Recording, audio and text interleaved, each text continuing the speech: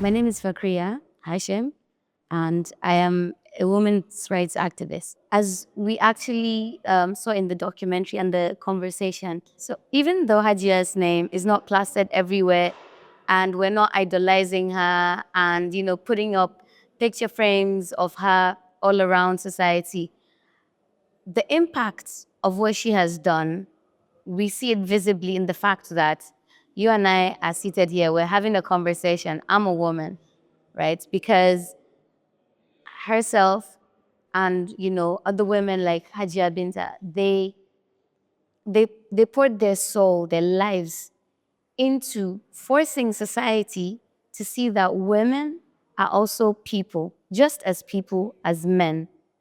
And she did pay a heavy price for that, right? So seeing the kind of freedoms that women have, particularly in northern Nigeria, like you can't dissociate Gambo Sawaba from those freedoms that we enjoy today.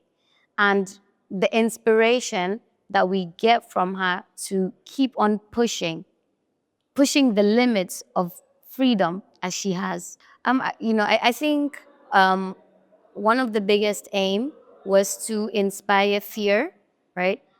Um, and to make an example out of her. But unfortunately, for those policies, it's that when you've seen someone so deeply persecuted and they're still not faltering, they're not stopping, which is what she has done, right? And that inspired so many people at the time, people that were with her at NEPU, people before that. It inspired that push, right? Because, even today, you see, people getting harassed, right? Getting prosecuted over a push for justice or something along those lines. And you see that, that never inspires them to stop. It inspires you too, right?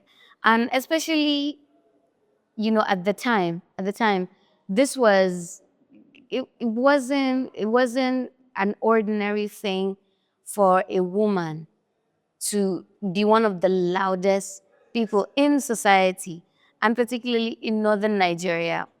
Yeah, northern Nigeria that was, under emirship, at the time, traditional rulership. Um, and so yeah, I think the fact that she never stopped raised an entire generation of people that stood with her, right? People that still today always think about her legacy and how that inspires them to do more in society.